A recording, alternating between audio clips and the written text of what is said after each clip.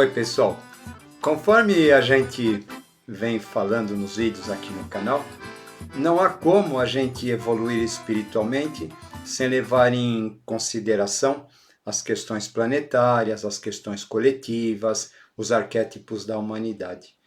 Por conta disso, desde tempos remotos, existem muitos conceitos que acabaram nos sendo transmitidos através dos mitos, através das lendas e muitas vezes através das festas populares, as quais, depois de um determinado momento, acabaram sendo encampadas pelo catolicismo, que acabou lhes dando outras vestes. Porém, elas continuam ou permanecem as mesmas na sua essência. O mês de junho é um mês fantástico nesse sentido, porque ele vai nos trazer uma série de efemérides que estão relacionadas às questões mais profundas ligadas ao conhecimento e ao desenvolvimento humano. Já que junho é o 6º mês, e a gente pode pegar o simbolismo desse mês através daquele da estrela de 6 pontas, formada por 2 triângulos, um apontando para cima e outro apontando para baixo, que significa exatamente o momento ou a oportunidade que nós temos de fazer uma associação entre o céu e a terra. Ou melhor, como sendo a metade do ano aproximadamente, o momento em que nós teríamos a capacidade de nos proporcionar um equilíbrio nesse sentido.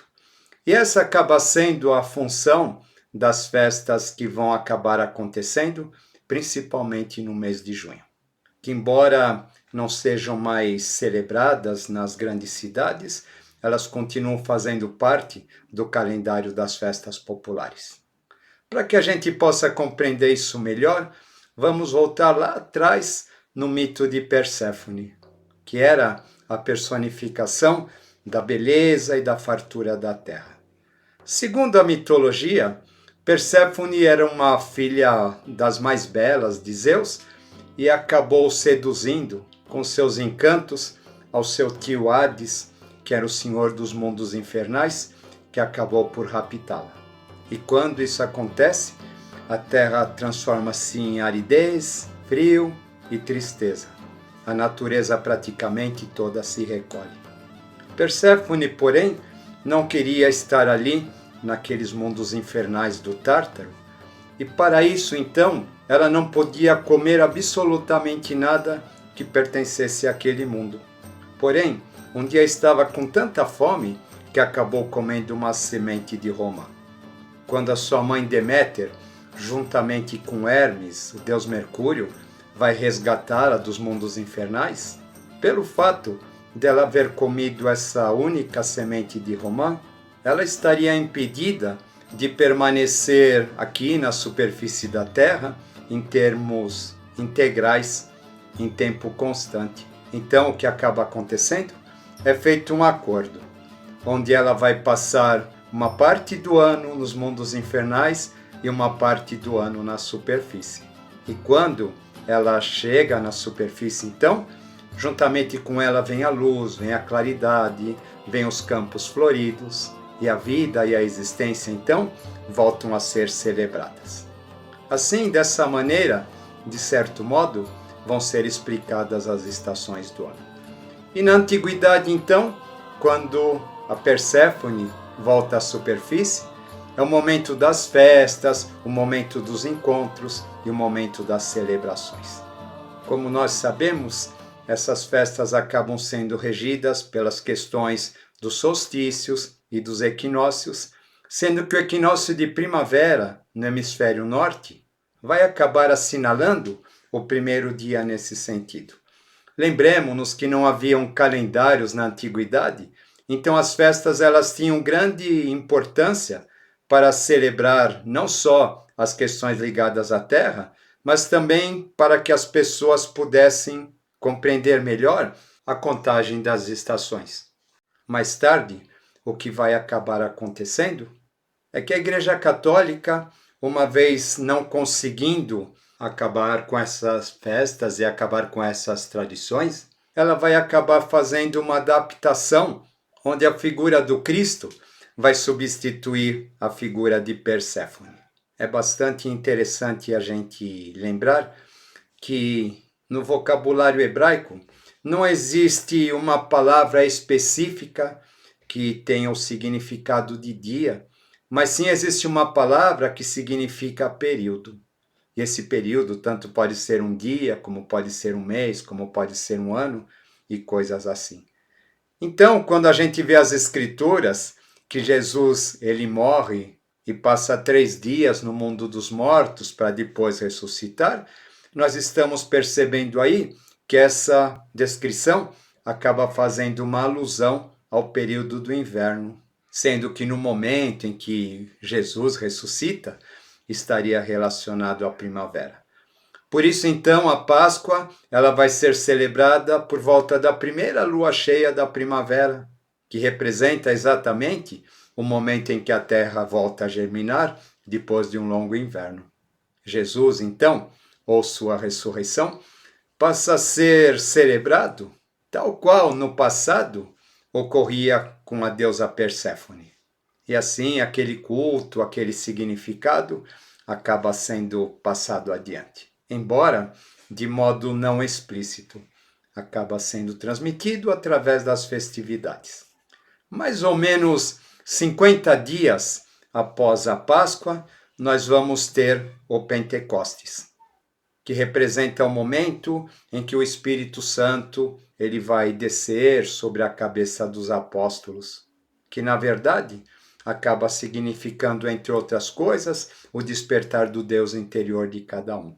E esse Pentecostes vai acabar sempre acontecendo lá, finalzinho de maio, começo de junho, e acaba praticamente dando abertura às festividades juninas. O que é interessante a gente lembrar é que o Pentecostes ele está associado a uma antiga festa judaica da colheita. Ou seja, a gente percebe então nitidamente essa questão do Cristo, da Perséfone, das estações do ano, da fertilidade da terra, todas interligadas. Séculos mais tarde, um novo mito vai surgir relacionado à questão do rei Arthur, onde este era um monarca de um reino bastante próspero e poderoso, onde se reunia com seus cavaleiros em torno de uma tábua redonda, que fazia uma perfeita alusão ao nosso desenvolvimento do chakra cardíaco, que na sua parte inferior acaba trazendo como uma espécie de pêndulo de relógio o chakra vibhuti, em cujo centro existe a figura de uma taça. Acaba acontecendo, porém, que o reino de Arthur, num determinado momento, vai quase morrer. Os campos tornam-se áridos, a terra perde a vitalidade. E então, para que isso pudesse ser recuperado, no dia de Pentecostes, os cavaleiros reunidos em torno da tábua redonda têm a visão da taça do grau. E quando eles veem essa taça maravilhosa, eles se sentem saciados, eles se sentem embevecidos, eles se sentem elevados. Eles são tocados por uma sensação que nunca antes haviam experimentado e partem então em demanda desse objeto em busca de reencontrar novamente essa sensação de conexão com a divindade. E por conta disso vão viver grandes aventuras e privações, sendo que apenas aquele mais puro é que acaba recuperando a santa taça.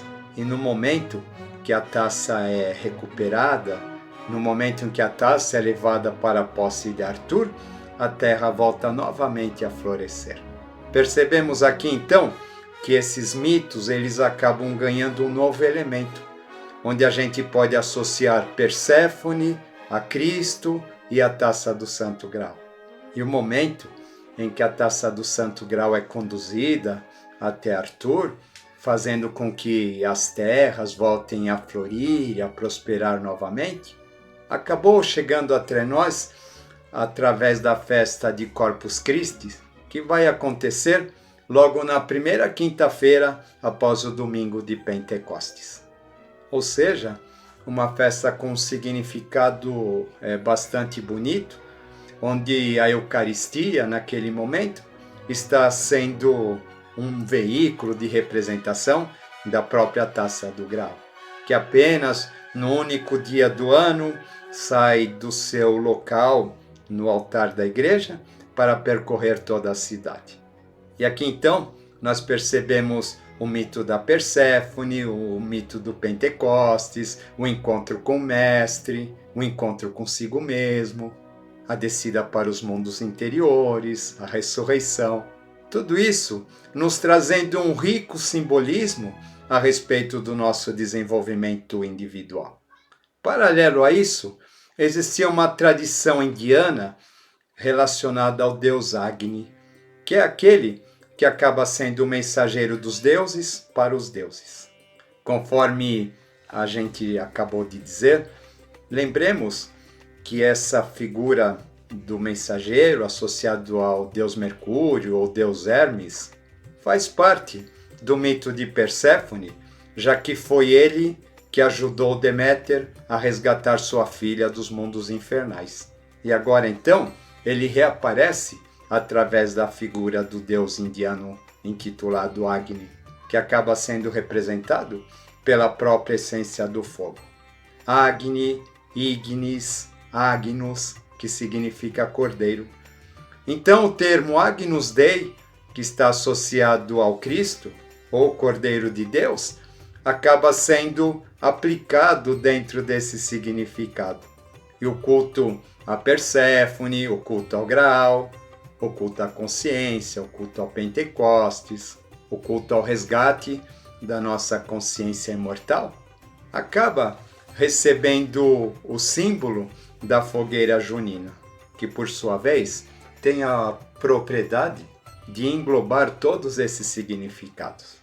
E assim, durante este mês, vão surgir 3 fogueiras, porque como nós sabemos, na tradição védica, são 3 planos primordiais que acabam fazendo parte dessa tríade divina que governa ou que expressa a todo o mundo manifestado e que acaba sendo representada pelas 3 gunas chamadas de Tamas, Rajas e Sattva, sendo que Tamas está ligada ao mundo terreno e que acaba tendo a sua representação através da fogueira que posteriormente foi dedicada ao Santo Antônio, já que Santo Antônio é aquele que vai cuidar das coisas da terra, do casamento, das coisas perdidas e assim por diante.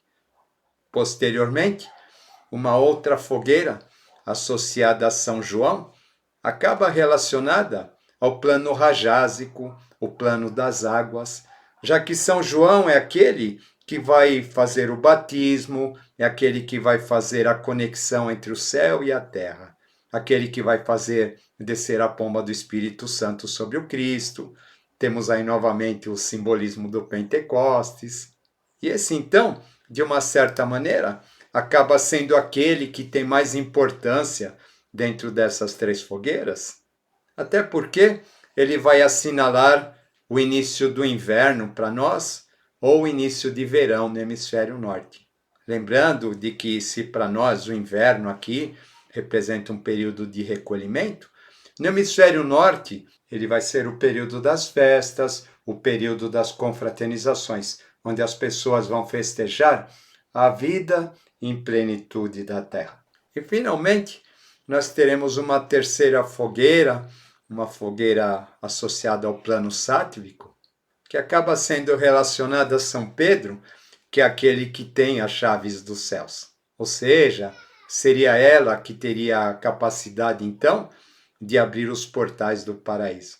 E é bastante rico, é bastante interessante a gente perceber a beleza que se esconde por trás de todos esses simbolismos, embora a gente, infelizmente, não tenha acesso consciente a tudo isso.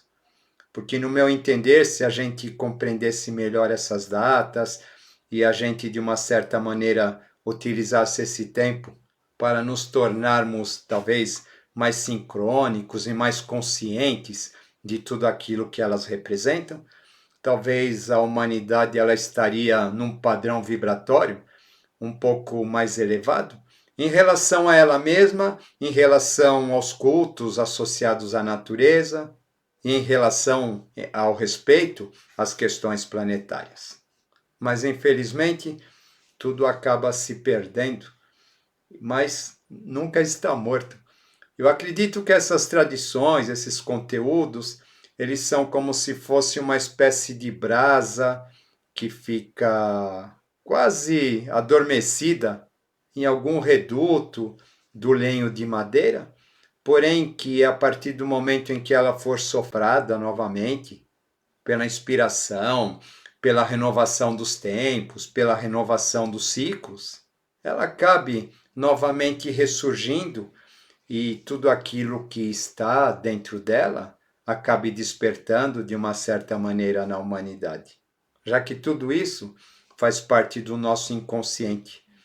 Tudo isso está lá. A gente nem percebe como ou de que maneira aquilo foi parar ali, ou como a gente traz isso dentro de nós.